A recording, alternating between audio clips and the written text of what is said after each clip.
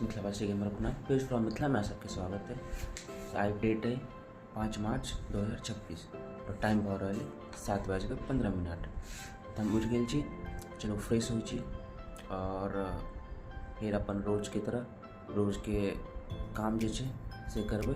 तऽ सब ब्लॉग में बनल रहू।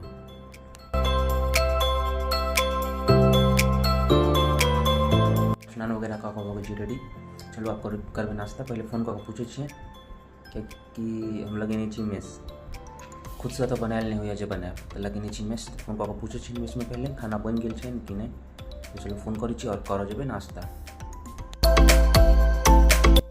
चलो दोपहर के खाना आबि गेल छै, तो चलो दोपहर के खाना खाइ छी।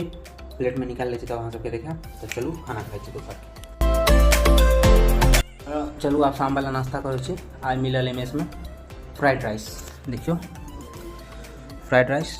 तो चलू करै छी नाश्ता। तो नाश्ता कऽ लेलहुँ शाम वाला। अब हम करबै वीडियो एडिट, देखियो मतलब ओपन कऽ लेने छी। तो चलू आप करै छी वीडियो के एडिटिंग। एगो भैया चिकन बनेने रहथिन तो इन्वाइट केने रहथि, तो ओतऽ से चिकन खा कऽ जस्ट एलहुँ हैं घर। वो क्लिप हम डालि देब कियाकि हम ब्लॉग नहीं बना पेलहुँ तक। बादाम शेक चलो पीबै छी।